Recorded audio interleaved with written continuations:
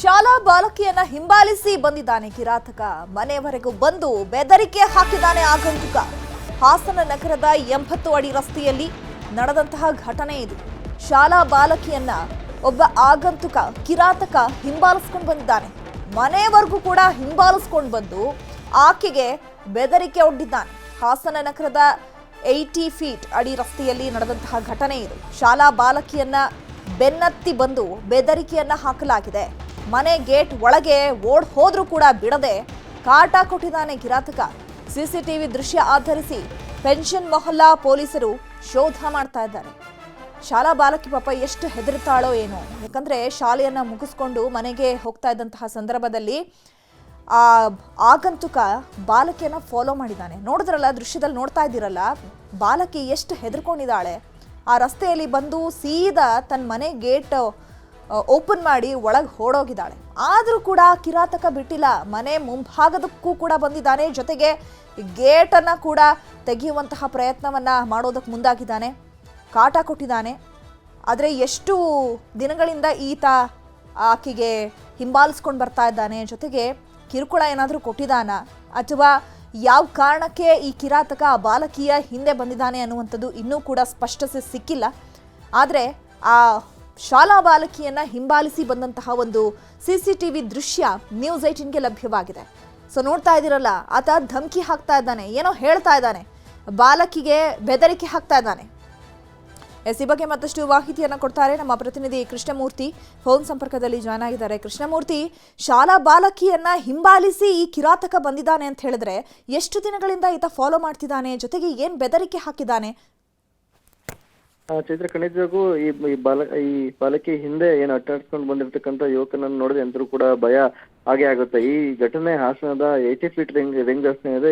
ಈ ರಸ್ತೆಯ ಆ ಪಕ್ಕದಲ್ಲಿ ಇರ್ತಕ್ಕಂಥ ಮನೆಯೊಂದರಲ್ಲಿ ನಡೆದಿರ್ತಕ್ಕಂಥ ಶನಿವಾರ ಮಧ್ಯಾಹ್ನ ತನ್ನ ಶಾಲೆಗೆ ಹೋಗಿ ಮನೆಗೆ ಬರುವಂತ ಸಂದರ್ಭದಲ್ಲಿ ಈ ಬಾಲಕಿಯನ್ನ ಹಿಂಬಾಲಿಸ್ಕೊಂಡು ಆತ ಬಂದಿದ್ದಾನೆ.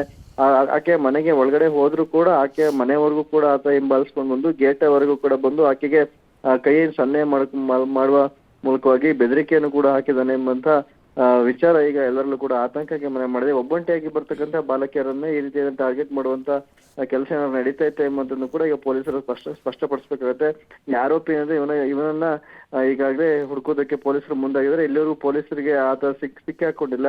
ಆದ್ರೆ ಈ ಬಾಲಕಿಯನ್ನ ಅಟ್ಟಾಡ್ಸ್ಕೊಂಡು ಬಂದು ಮನೆ ಬಾಗಿಲು ತೆಗೆಯೋದಕ್ಕೋಸ್ಕರವಾಗಿ ಬೇಗ ಬಾಗಿಲು ತೆಗೀರಿ ಎಂಬಂತ ವಿಚಾರದಲ್ಲಿ ಕಿರ್ಚಾಟವನ್ನು ನಡೆಸಿದ್ರು ಕೂಡ ಮನೆಯವರು ಕೂಡ ಬಾಗಿಲನ್ನ ಕೆಲ ಕಾಲ ತೆಗೆಯೋದಿಲ್ಲ. ಆದ್ರೆ ಆತ ಏನು ಗೇಟ್ ವರ್ಗೂ ಬಂದು ಆ ಬಾಲಕಿಯನ್ನ ಮಾತಾಡ್ಸ್ಲಿಕ್ಕೂ ಕೂಡ ಪ್ರಯತ್ನ ಪಡ್ತಾನೆ. ಅಲ್ಲದೆ ಆಕೆ ಬಾಲಕಿಗೆ ಯಾವುದೋ ಒಂದು ರೀತಿಯಲ್ಲಿ ಧಮಕಿ ಹಾಕುವ ರೀತಿಯಲ್ಲೂ ಕೂಡ ಕೈಯನ್ನು ತೋರಿಸುವ ಮೂಲಕವಾಗಿ ಸನ್ನೆಯನ್ನು ಕೂಡ ಮಾಡ್ತಾನೆ.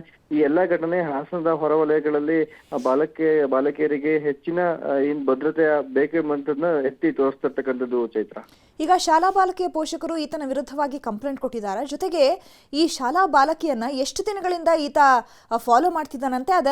ಆದ್ರೆ ಜೊತೆಗೆ ಅವಳು ಕೂಡ ಏನೋ ಸನ್ನೆ ಮಾಡ್ದಂಗೆ ಕಾಣಿಸುತ್ತೆ. ಏನಾದ್ರೂ ಬೈದ್ಲಾ ಬಾಲಕಿ, ಅಥವಾ ಹೆದರ್ಕೊಂಡು ಏನಾದ್ರೂ ಕೈ ತೋರಿಸ್ಕೊಂಡು ಓಡ್ ಬಂದ್ಲಾ ಅನ್ನುವಂಥದ್ದು ಕೂಡ ಇನ್ನೂ ಸ್ಪಷ್ಟತೆ ಸಿಗ್ಬೇಕಾಗತ್ತೆ. ಸೊ ಪೋಷಕರಲ್ಲಿ ಏನ್ ಹೇಳ್ಕೊಂಡಿದ್ದಾಳಂತೆ ಬಾಲಕಿ?